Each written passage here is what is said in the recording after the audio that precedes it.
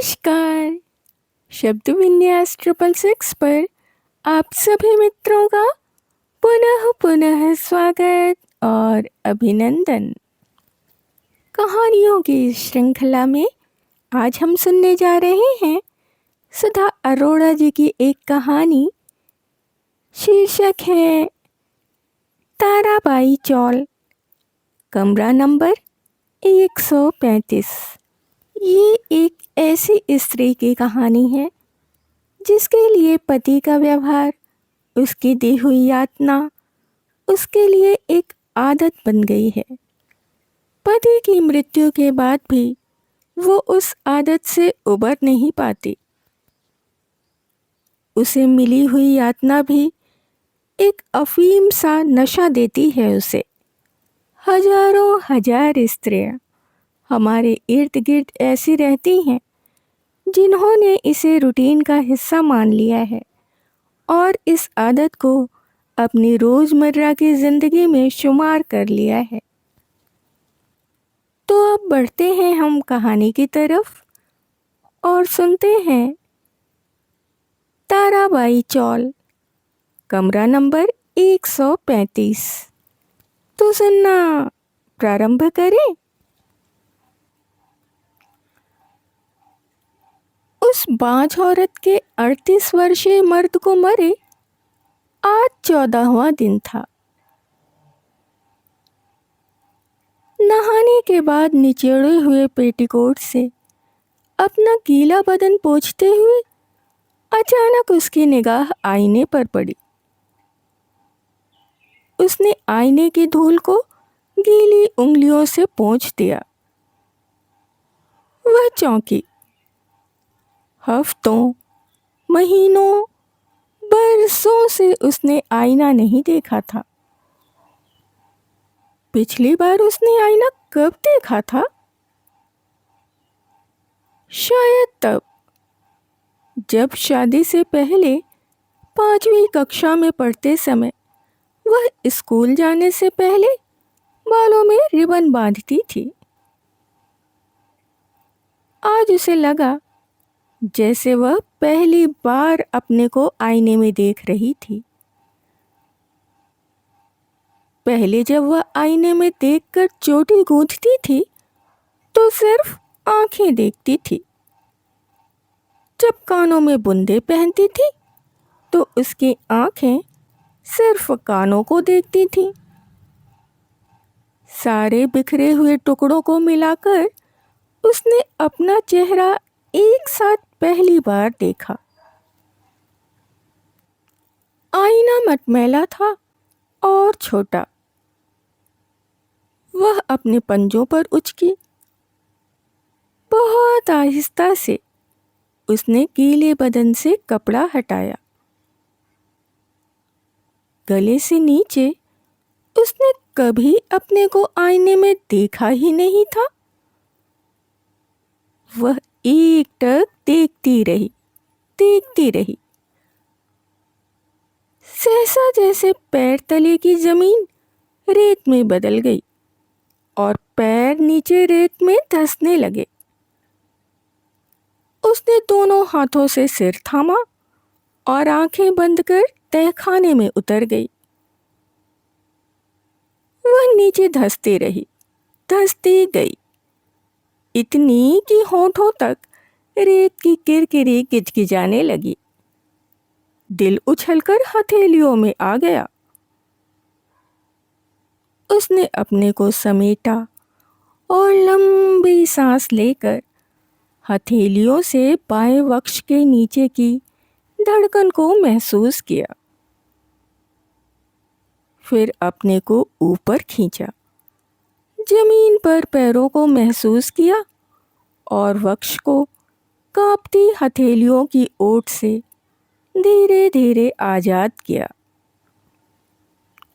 अब उसकी उंगलियां वक्ष पर पड़े नए पुराने जख्मों को सहला रही थीं। वक्ष पर दोनों ओर जगह जगह कत्थई काले निशान और सूखे हुए निशानों पर बने गड्ढे थे। आखिरी निशान 15 दिन पुराना था, जब हमेशा की तरह उसके मर्द ने सहवास के बाद आदतन बीड़ी सुलगाई थी और आखिरी कश खींचकर उसके बाएं वक्ष पर जलती सलाई सा चुभो दिया था। वह दर्द से चीखी थी तो वह तमाकू सने दांतों से मुस्कुरा दिया था। जब वह जोर लगाकर झटकती, बीड़ी का टोटा चमड़ी में भीतर तक खुप गया था। उसने सिसकारी भरते हुए उसका दायां हाथ मरोड़ दिया तो वह और जोर से खिलखिलाया था। बीड़ी या सिगरेट सुलगाकर उसके बदन पर जहां तहां दाग देना उसका प्रिय शगल था। तेरे बदन में कोड़ फूटे, मरते बखत तुझे कोई पानी ना दे। उसके मुंह से गालियों की बौछार झड़ती, पर मर्द तब तक करवट बदलकर खर्राटे भरने लगता। कमरा खर्राटों से भर जाता। उसकी आंखें छलछला आती। उसे मर्द की खिलखिलाहट और खर्राटों में कोई फर्क नहीं लगता था। और उस दिन जब भाईखला की लोकल ट्रेन दुर्घटना में उसके मर्द की जगह उसकी लाश लौटी तो उसे विश्वास नहीं हुआ। उस कमरे में जहां उसके मर्द का बेजान शरीर पड़ा था, छत से बारिश का पानी रिस रिस कर उसके शरीर पर टपक रहा था। कमरे की खूंटी पर उसकी बदरंग कमीज टंगी थी और खर्राटे अब भी वहां दीवारों से चिपके बैठे थे। उसके वक्ष पर पिछली रात का ताजा घाव पहले से ज्यादा टीसने लगा था।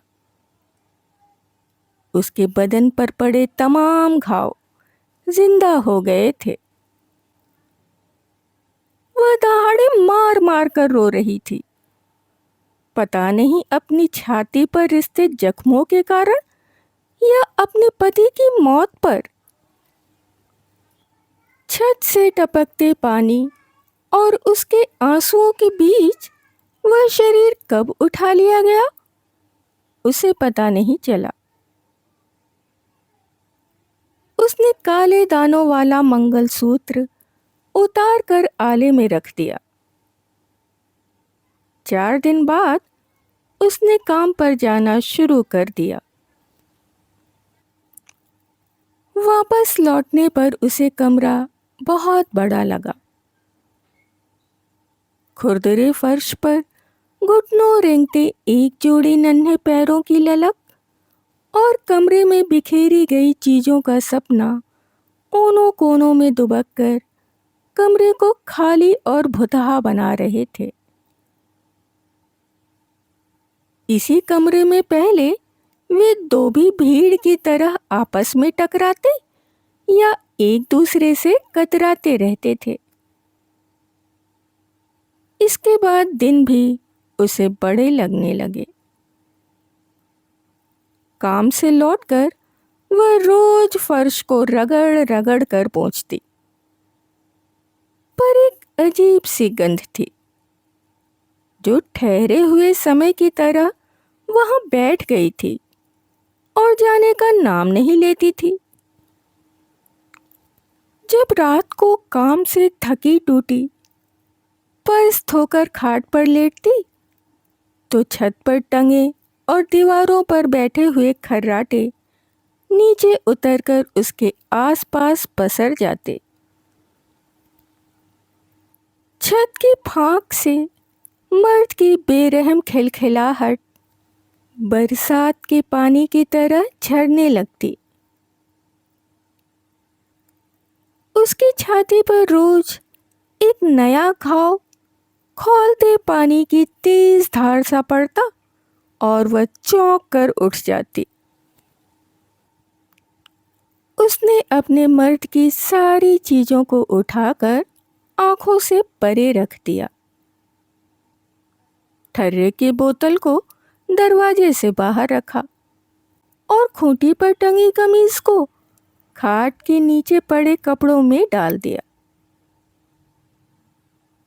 खूंटी पर पुराना आईना लटका दिया जो पहले आले के कोने में पड़ा था और जिसमें वह सिर्फ अपने बाल या उचक कर अपनी नाक देख सकती थी। अब वह आईना जब तब न चाहते हुए भी उसके रास्ते में आ जाता था।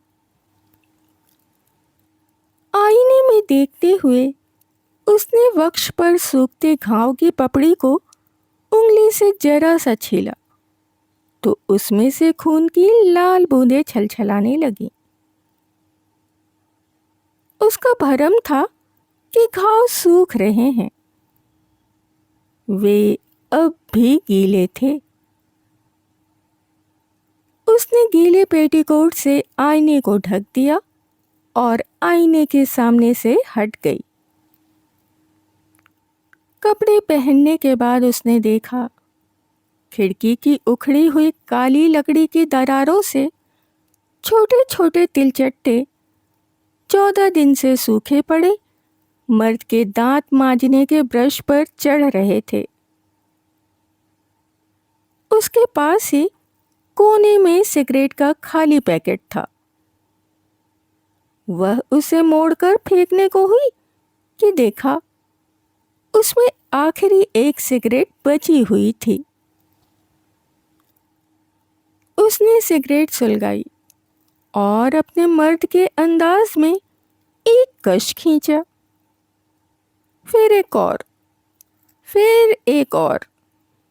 आखिर एक जुनून में उसने जलते टोटे को अपने पेट पर दबा दिया। पेट की नरम त्वचा पर अंगार पड़ते ही उसके मुंह से एक चीख निकली और ऊपर उठकर कमरे की छत तक फैल गई। उसकी आंखों के कोरों तक आंसू डबडबा रहे थे। सहसा रुलाई का गुबार गले तक उठा और वह फूट फूट कर रोने लगी। हिचकियों से थक कर वह कुछ देर बाद शांत हो गई। पनीली आंखों से उसने खाट की ओर देखा।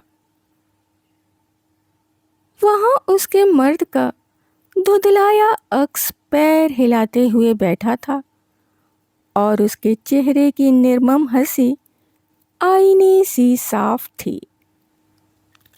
अभी आप सुन रहे थे कहानी ताराबाई चौल, कमरा नंबर 135। कहानी के बारे में अपने विचार हमारे साथ अवश्य ही साझा करें। यदि ये कहानी और इसका प्रस्तुतिकरण आपको पसंद आया हो तो आप इसे लाइक कर सकते हैं, मित्रों और परिवारजनों में शेयर भी कर सकते हैं।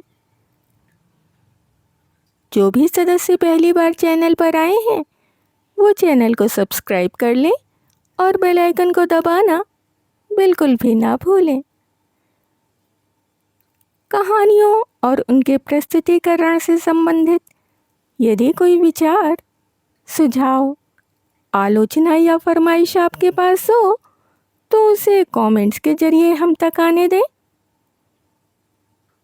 इसके अतिरिक्त अपने पसंद की कोई कहानी, उपन्यास या अपने पसंदीदा किसी लेखक की कोई रचना यदि आप हमारे द्वारा इस मंच के द्वारा सुनना चाहते हैं तो उसके लिए भी आप कमेंट्स में हमें लिख सकते हैं। अभी के लिए विदा। शुक्रिया।